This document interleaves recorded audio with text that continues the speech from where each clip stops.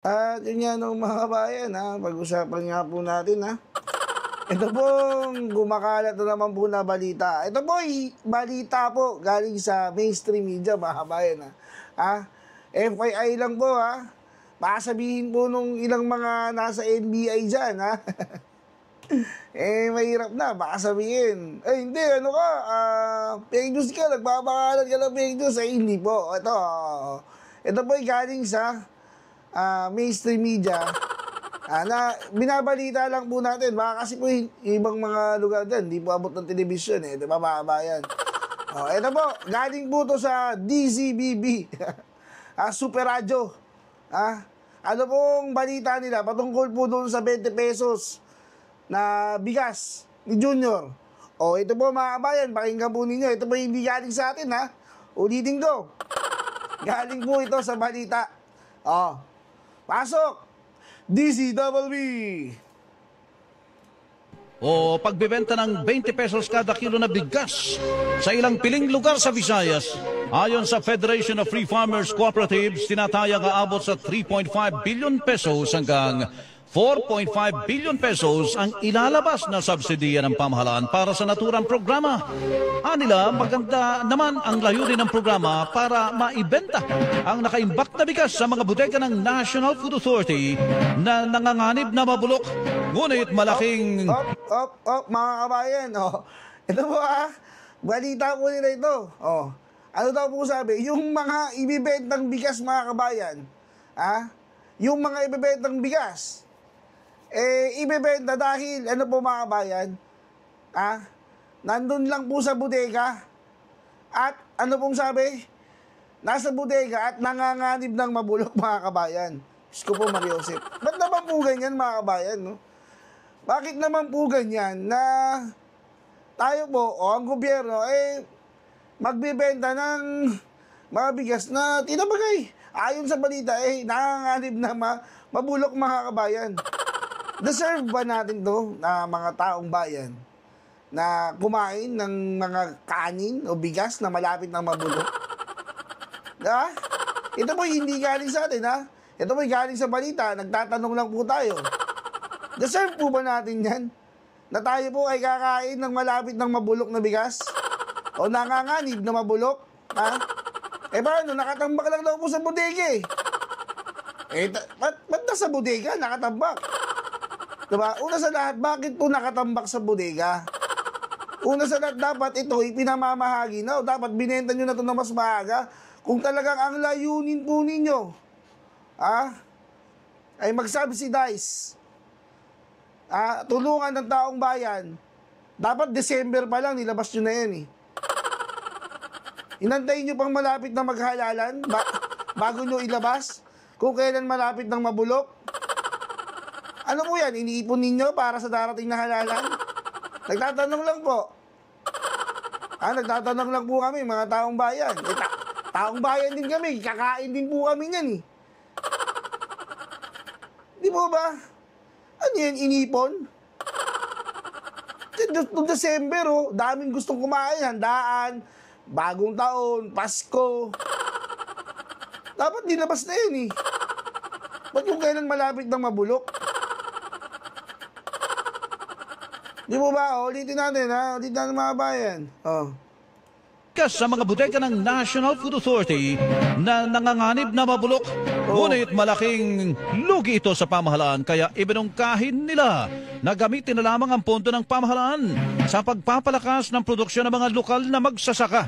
Kasabay nito, pinunaan ng grupong Bantay Bigas kung bakit sa Visayas na mayaman sa boto unang ilulunsad. Lupit din ng mga bayan na malupit din.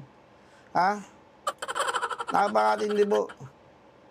Nalugi pa gobyerno niyan, bakit kasi yung mga bigas niya una sa lahat, bakit merong mabubulok na bigas? Usang ang daming gustong kumain ng bigas. Tapos diyan ka pa sa Visayas mamimigay. Sa Luzon, ang daming kumakain ng pagpag Pati hindi dito sa Luzon mo unahin yan. Yung hindi makabili ng bigas, tig-50, tig-40. Yung 40 nga, pangit na nga Ba't siya sa Visayas? Nagtatanong lang po Sa Maynila, ang daming kumakain ng pagpag. Hindi nyo bentahan ng tigbe-20. Bakit sa Visayas? Kasi, mahina kayo. Sa Visayas. Piling lugar lang sa Visayas yung gusto nyo bigyan. Diba? Na-obvious kayo eh. Kung kailan malapit na ang eleksyon, kung kailan, ayan na, diba? Palibasa, bagsak kayo sa survey eh. Mamimigay na naman kayo, papangakuha nyo na naman ng 20 pesos sa bigas. Ano to? Until election last? Hanggang sa matapos ang eleksyon? Matindi mga kabayan eh. Yung Luzon, na mas maraming mahihirap, kumakain ng pagpag, hindi nyo mabigyan ng subsidy na 20 pesos na bigas? Pabulok na nga daw, nanganganib mabulok eh. Diba? Inantay-antay nyo po malapit mag-election, Diyos ko po. Ano po bang merong mga leader meron ng bansa natin? Ba't ganito? Putak monggo eh. Nakakagalit mga kabayan. Bantakin mo. Papabulukin nyo bago nyo ibigay. Tapos yung pagbibigyan nyo pa dun sa Visayas. Hindi yung may kailangan dito sa Luzon. Walang iya. Ano yan, mga utak monggong leader na yan? Gusto mo, tuloy. Ang programa gayong lahat naman ay naghahanap ng murang bigas. Agad namang nagpaliwanag ang Malacanang at sinabing sa Visayas sisimulan ng P20 program dahil doon mas maraming nangangailangan ng murang bigas. Kasabay nito, binigyang diin ng palasyo na walang kinalaman ng timing o panahon ng... Sa Visayas daw, dahil mas marami nangangailangan ng bigas. Marami doon nangangailangan ng murang bigas, mga kabayan. Dito nga sa Luzon dapat nagbigay din kayo eh. Yung mga lugar dyan na kahit di ba? Ba't nakakonsentrate kayo sa Visayas? Wala ba nangangailangan sa Luzon? Usang ka lang dyan lang sa may payatas o kahit dyan lang. Yung mga kumakain ng pagpag dyan. Diba? Kasi sabihin nyo, walang kinalaman yung timing sa eleksyon. Ginagawa nyo bobo yung mga Pilipino eh. Bobo ba kayo? Ginagawa nyong ingot eh. Tatiming lang sa eleksyon. Taka ba kayo? May ganun ba? Alam nyo sa politika, sabi nga nung teacher ko, hindi ko alam kung buhay pa yung teacher ko. Pero sabi ng teacher ko noon, sa politika, walang nagkataon lang. Hindi mo pwede sabihin nagkagulatan lang kayo, nagkita kayo sa isang lugar. Wala pong ganun. Lahat yan nakaplano. Utot nyo blue. Nagkataon. Papatupad ng programa sa pagbaba panahon ng pagpapatupad ng programa dahil doon mas maraming nangangailangan ng murang bigas. Kasabay nito, binigyang diin ng palasyo na walang kinalaman ng timing o panahon ng pagpapatupad ng programa sa pagbaba ng trust at approval ratings ng Pangulo. Noon pa po ito pinag-uusapan. Nakasama po ako minsan sa isang pribadong meeting para po dito para pa ipatupad po ang 20 pesos kada kilo na bigas. Nauna pa po ito na pag-usapan ng DA, ng NFA, bago pa po lumabas ang mga survey ratings na yan. Huwag sanang pairalin ang crab mentality. Mga kabayan, galing na rin po sa PCO, Galing na rin po sa PCO. Kay Claire na po nanggaling. Ano po sabi? Napagplanuhan na po ito, noon pa. Ibig sabihin talaga, gusto nyo pong i-timing yan, sa nalalapit na eleksyon. Napagplanuhan din, napag-usapan na yan noon pa eh. Si Claire mismo nagsabi. Nakita yung leg sa misis ko yun. Pero di ba, balik tayo, di ba? Totoo naman po eh. Kay Claire na nagsabi, si Claire na po umamin. Ano po sabi ni Claire? Pinagplanuhan na daw po nila yan noon, napag-usapan na po nila yan noon. Ibig sabihin, alam po ninyo kung kailan ibibigay. Timing sa eleksyon. Ang lupit nyo. Si Claire na po ang nagsabi niya, naulitin po natin. Malinaw. Maging ulitin natin, DA, para po dito. Pangulo. Noon pa po ito pinag-uusapan. Nakasama po ako minsan sa isang pribadong meeting para po dito, para pa ipatupad po ang 20 pesos kada kilo na bigas. Nauna pa po ito. Mga kabayan, kay Claire po nang galing.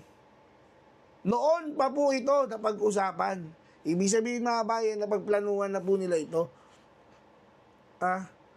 Wag na po tayong magpagoyo pa, mga kabayan, ginagawa na lang po kasi tayong engot ng mga to,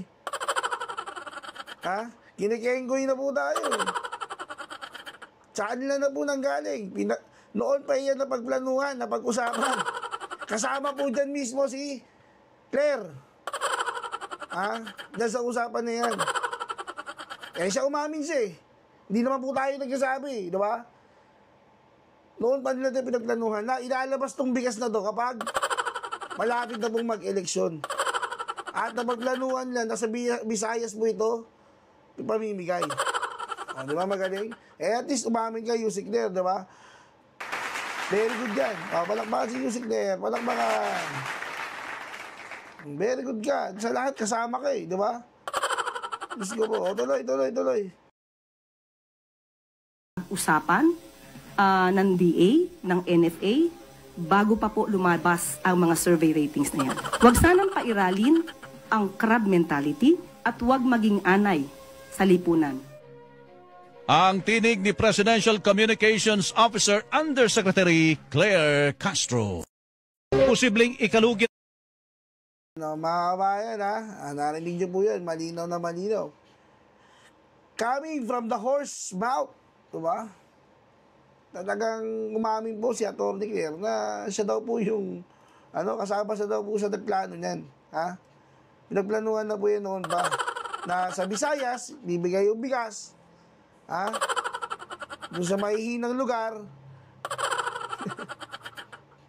Kasi pili Diba? Sila pipili niyan Okay, pinagpilian nila. Sila pumili kung saan lugar Sa parte ng Visayas, hindi naman po buong Visayas yan Diba? Namili.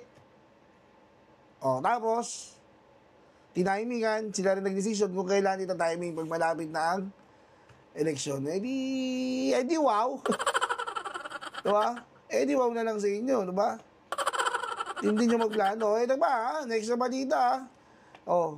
Mga kabayan, pag kayo po ay tumatakbo, ito sa mga politiko, mga kabayan, pag kayo po ay tumatakbo bilang politiko sa isang lugar, o kahit sa lugar mo,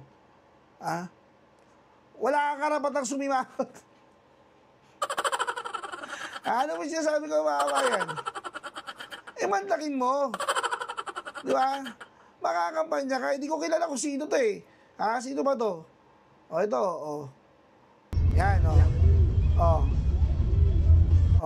Sino to? Sam, Sam SB. Sam Bersosa. Mga Bersosa ba? Bersoso. Sam Bersosa. Mga kabayan. Sa Maynila yata to, kaya Banisco. Mga kabayan, pag ikaw ay magmo-motorcade, mamimigay ka ng mga, magpapakilala ka doon sa mga lugar. Ngumiti ka. Huwag kang nakasimangot. Walang gana mabigay. Hinagis. Diba? May ganyan ba, mga kabayan? Parang mag-peace out ka. Peace out. Ganun. 2 joints ka na lang. 2 joints. Tama ba yun? Mamimigay ka ng mga kung ano para pernalya mo dyan sa eleksyon. Magpapakilala ka doon sa mga lugar na gusto mo makakuha ng boto. Ganyan ka, humarap sa taong bayan. Ulitin natin, ganyan nyo. Yan mo makaitso. Ganyan ba? Ganyan ba yung boto ninyo? Ay, hindi, baka may magtanggol, sasabihin. Hindi kasi masama pakiramdam niya ni boss ni boss SB. May sakit siya niyan Sana hindi ka sumama. Mabigay dahil nagpahinga ka. Parang kasalanan pa ng taong bayan dyan. Napupuntahan mo sila, pero nakasimangot ka. Diba? At saka lahat kayo dyan napapagod. Huwag mo sasabihin pagod ka na. Kaya ka namimigay ng ganyan, binabato-bato mo na lang. Hindi, pagod na kasi yan. Kanina pa kumakain. Lahat kayo pagod. Lahat ng politiko pagod. Pero, pag dumaan siya sa isang lugar, nakangiti. Ganyan ba iboboto nyo pag napagod, Sisimangutan na kayo, partida, Partida, pa lang yan? Nangangandidato pa lang.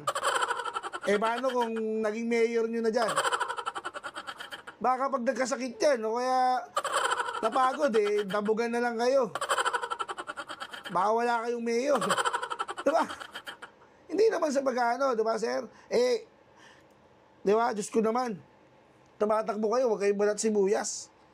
Sinisit na lang kayo, kasi mali ang ginagawa ninyo. Sipin mo, kumakandidato ka, ganyan ka mamigay, ulitin natin, no?